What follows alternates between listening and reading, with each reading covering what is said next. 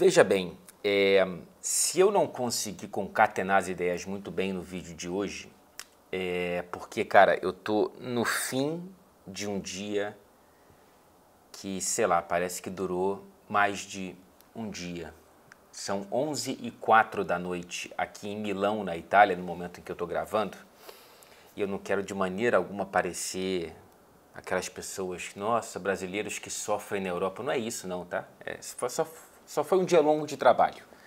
E por isso que eu tô meio mal das ideias, assim. Mas tomara que o vídeo ele não seja tão longe de ser palatável, né? Eu tô num quarto de hotel, como dá para perceber. Aliás, num quarto de hotel me lembra um verso de uma belíssima música do Otto, chamada 6 Minutos. Ouçam Otto. Enfim, né, um quarto de hotel evidentemente extremamente brega, mas que tá ótimo.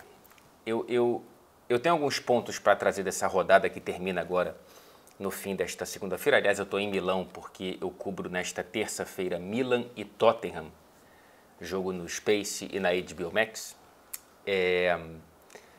Enfim, acabei de assistir ao Merseyside Derby.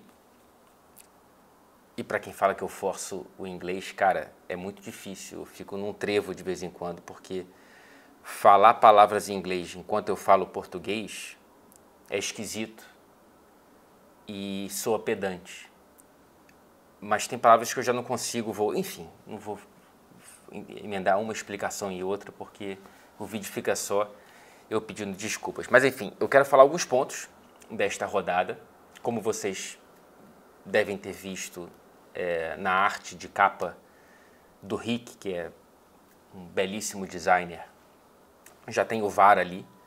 E eu vou ter que falar de VAR, cara. Assim, quem me acompanha aqui sabe que eu detesto falar de arbitragem, porque senão, se eu falar de cada erro de arbitragem, eu fico monotemático, a nossa interação ela fica poluída, basicamente por isso. E eu me junto ao samba de uma nota só de diversos debates esportivos que estão aí à disposição de quem quer falar de arbitragem. Eu não gosto de falar de arbitragem, mas dessa vez houve repercussões interessantes e foi provavelmente a pior rodada do VAR nesta temporada e uma das piores desde que ele chegou aqui na Inglaterra. São 3 erros principais nesta rodada, tá? 2 objetivos e 1 subjetivo. Focando rapidamente primeiro no subjetivo, porque eu não vou dar muita atenção para ele, foi o lance da mão do Souček nos minutos finais da partida contra o Chelsea, empate em 1-1, Chelsea e West Ham.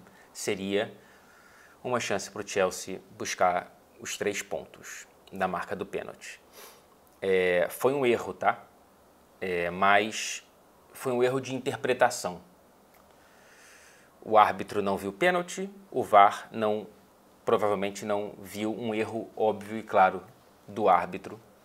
Eu não acho que o Souček estava só se apoiando no chão, como a regra diz que isso tem que deixar passar. Eu acho que ele de fato defendeu a bola, como o próprio Graham Potter ironizou no fim do jogo, né? Mas, repito, interpretação. Não foi tão grave como os outros 2 erros desta rodada. O gol mal anulado do Brighton e o gol mal confirmado do Brentford. Ambos os lances citados numa nota emitida pela Comissão de Arbitragem da Premier League e das 4 ligas seguintes à Premier League, enfim, do futebol profissional aqui da Inglaterra, que classifica esses 2 erros como humanos e significativos. E foram de fato, né? Porque mexem com briga pelo título, mexem com briga por vagas em competições europeias. Mas antes de prosseguir para os erros em si, vale um contexto, tá? Você lembra do Howard Webb, aquele árbitro fortinho que provavelmente influenciou o Daronco a ficar ainda mais forte? Ele foi apontado como chefe da arbitragem da comissão em dezembro, agora, um cargo criado para ele não só supervisionar a arbitragem, como liderar um caminho de desenvolvimento, de aumento do nível da arbitragem inglesa em linhas gerais, né? E aí, voltando aos erros, né? O VAR errou grosseira e objetivamente nesses dois lances. No Emirates, é possível supor que o VAR deixou de checar uma das fases do lance, a fase, portanto, decisiva em que havia impedimento, o gol deveria ter sido anulado, e em Brighton e Palace, no Selhurst Park, o VAR traçou a linha vertical, aquela que tenta achar o ponto no corpo do jogador, não a horizontal, no defensor errado do Palace. E, portanto, parecia que o Estupiñán estava impedido quando, na verdade, ele tinha condição ilegal. O que o Howard Webb já fez? Ele afastou o John Brooks, que controlava o VAR em Palace e Brighton, e ele estava escalado para Liverpool e Everton, segunda-feira, Arsenal e Manchester City, na quarta-feira, e já foi afastado, já foi substituído. E o VAR, que estava no Emirates, deve sofrer a mesma consequência na rodada do fim de semana, já que essas pessoas não estavam envolvidas nesses dois jogos de meio de semana do futebol inglês. Repito, são dois erros objetivos, são dois erros humanos e, portanto, não dá para culpar a tecnologia. Dá para culpar a falta de tecnologia porque seriam erros provavelmente evitados pelo impedimento semiautomático que vimos na Copa do Mundo e que vemos em outras ligas da Europa e ainda não vemos na Premier League sequer aprovado para a temporada que vem. Virando a página para falar de futebol e alguns pontos rápidos aí de um catadão da rodada antes de entrar em Liverpool e Everton. Marcus Rashford vive o melhor momento da carreira. Ele não só virou uma máquina de gols, como virou uma máquina de gols objetivos. Veja bem, 21 gols na temporada, 21 gols na temporada, 12 na Premier League e 12 nas últimas 15 partidas em todas as competições.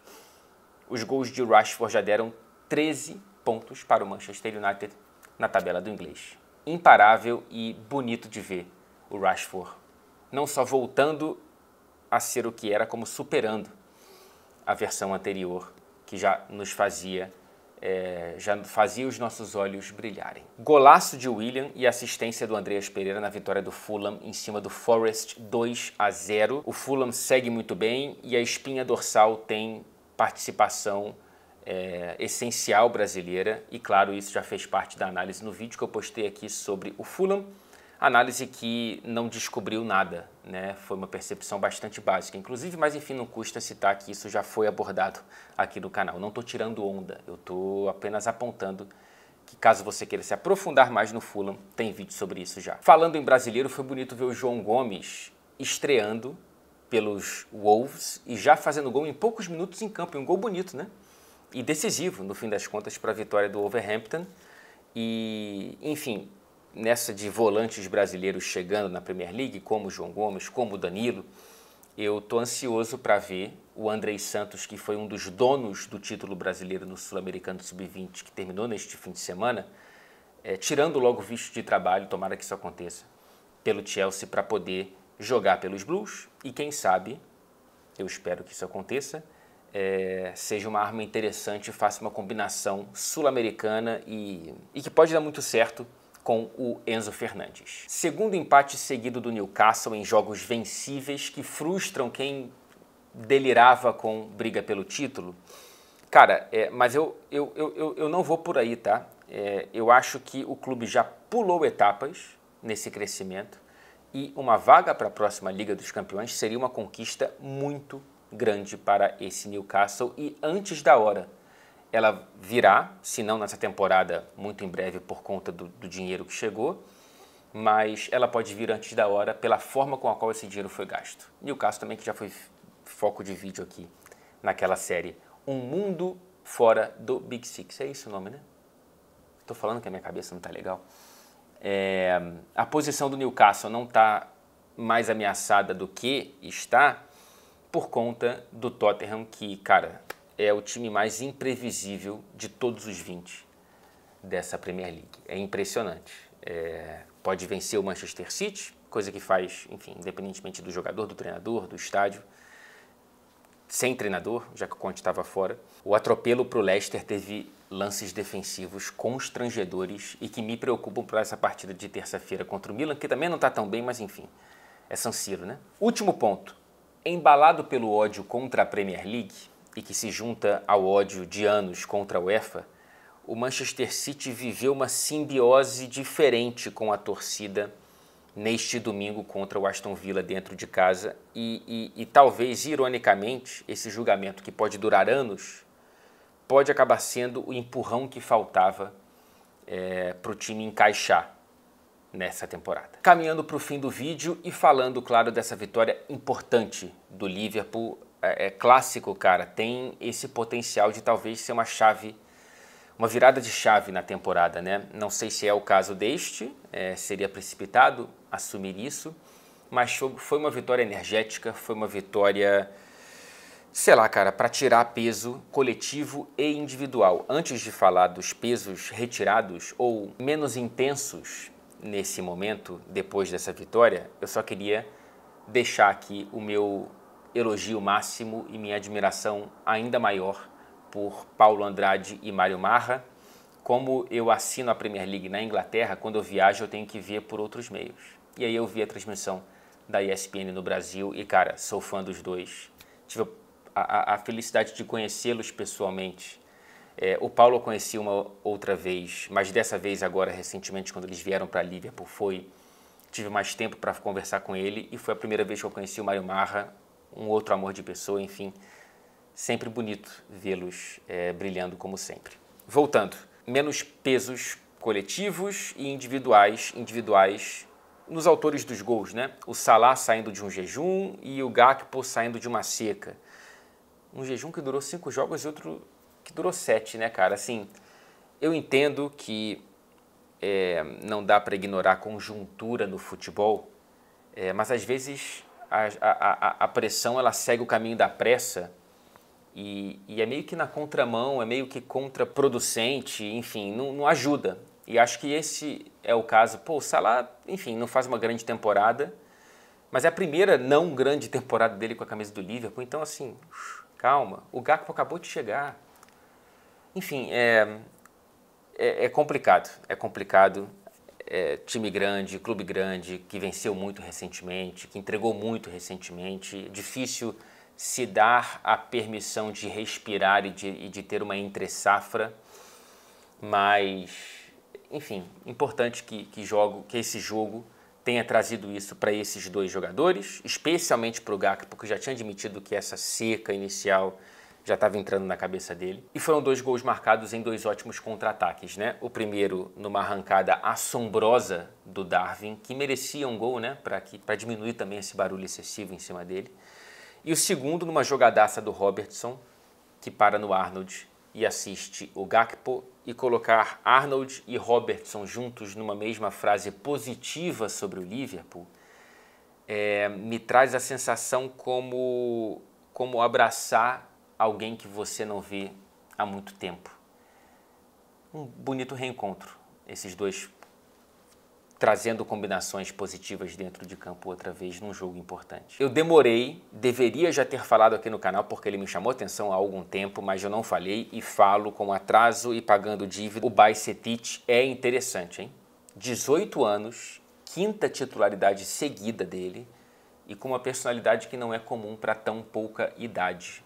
Ele é espanhol, mas tem esse sobrenome porque o pai ex-jogador é sérvio. Interessante, é uma joia, mais uma aí que o Liverpool consegue trazer jovem, né? Ele chega aos Reds com 17 anos e sobe da base para o time profissional. Olho nele, eu sei que você, torcedor do Liverpool, já está, mas eu estou aqui, enfim, espalhando a palavra. Um dado do Salah, ele chegou à marca de 100 participações em gols pela Premier League em Anfield. Eu sei que é um dado específico, mas eu achei interessante. 100 participações em gols, hein? Em 104 jogos. É uma média absurda. Na história da Premier, é o 3º jogador a atingir essa marca mais rapidamente no mesmo estádio. Atrás de Alan Shearer, 74 jogos pelo Blackburn. Cara, 100 participações em gols em 74, é um negócio, enfim. E o Henry, 92 jogos no saudoso Highbury. Saudoso de, enfim, para mim não pessoalmente, né? Infelizmente nunca pisei lá, mas por transmissões de TV, enfim, o Highbury ocupa um lugarzinho especial no coração de quem acompanhou a Premier League naquela época. E por fim, o Liverpool traz uma luz no fim do túnel do departamento médico, né? Por mais que tenha essa notícia chata do Thiago, deve ficar um mês fora, né? Hoje voltaram Diogo Jota, primeiro jogo desde outubro, perdeu a Copa do Mundo, inclusive, coitado. Voltou Firmino, o Van Dijk ficou no banco de reservas, mas está de volta à relação, enfim. Novos ares, né? Não sei se o suficiente, mas é importante e num momento interessante, já que o Real Madrid já está na próxima esquina. O Everton, que vai ser tema da série para além do Big Six, tem a pior campanha em 22 jogos na própria história da Premier. Complicado, apenas o segundo, né? Com o Sean Dyche, mas não sei por que ele deixou o Gray no banco. Eu não sei se eu estou mal informado e houve algum problema físico, mas eu sempre que vi o Gray, não vi tanto assim, mas sempre que vi gostei, e pensava que ele era uma peça essencial para o Everton. Mas enfim, né? O Dyche está vendo coisas que eu não estou vendo. Para finalizar, e agora é de verdade, uma notícia importante, tá? Notícia séria aqui. A comissão independente que revisou os acontecimentos lá de Paris, da final da Liga dos Campeões passada, Real Madrid e Liverpool, em que eu estava presente, responsabilizou principalmente a UEFA pela quase tragédia imposta à torcida do Liverpool. Quem não está informado, busque se informar. Eu estava lá, infelizmente dentro do estádio, portanto não pude ver, ser testemunha ocular do que aconteceu, mas o Arthur Quesada reportou brilhantemente junto com a Carolina Buquerque. Enfim, tentei me informar o máximo possível, assisti o documentário produzido pela BBC também sobre o caso. Cara, assim, absolutamente surreal o que a UEFA permitiu que acontecesse ali. E eu fico feliz que essa comissão independente chegou a essa conclusão que parecia óbvia, mas nem sempre o óbvio ele chega à tona por meio do judiciário, da justiça ou de caminhos oficiais, né? Foi um documento de 220 páginas publicado. Ele seria publicado na terça-feira, mas vazou hoje, o que incomodou um pouco o Liverpool, inclusive. E tem um trecho que, enfim, no fim das contas, o documento conclui que não ter havido sequer uma morte foi algo notável dadas as condições propícias para uma fatalidade em massa. Responsabilidade principal da UEFA. E eu lembro de ver no telão, eu estava dentro do estádio, né, que a UEFA, a primeira versão, culpando publicamente os torcedores do Liverpool por um suposto atraso. Assim, um negócio nojento, cara. Também houve responsabilização da polícia francesa, e com razão, repito, porque, enfim, eu estava lá e li relatos e foi um negócio absurdo. A comissão expressa preocupação, dado o que aconteceu agora há pouco lá, com a chegada dos Jogos Olímpicos de Paris, né, daqui a pouco. E o Stade de France vai ter um papel importante nesse evento, infelizmente, porque, cara, sai com uma impressão terrível daquilo ali. Enfim, 600 torcedores do Liverpool vão utilizar esse documento num processo atrás de indenização. E eu espero que assim o façam e responsabilizem a UEFA também legalmente. A UEFA precisa pagar esses torcedores e dar graças a qualquer Deus que acredite ou a qualquer coisa que ela não tenha sido, por um milagre, responsável por um segundo Hillsborough, um segundo capítulo da maior tragédia da história do Liverpool e uma das maiores da história do futebol inglês. Enfim, importante trazer isso aqui porque acabou de sair e o torcedor do Liverpool entende a gravidade disso. Acho que todo mundo entende a gravidade do que aconteceu, né? Repito, se não sabe, busca, tá fácil de achar no Google informações sobre esse caso, sobre esse acontecimento. Se tudo der certo, vai ter vídeo nesta terça-feira, tá? Depois de Milan e Tottenham no San Siro. A única vez que eu fui no San Siro foi no jogo da Atalanta, que foi bacana, mas enfim, estou ansioso para ver esse clima da torcida do Milan, que quando eu vi fora de casa na Inglaterra, deixou ótimas impressões. Veremos. Tchau, tchau.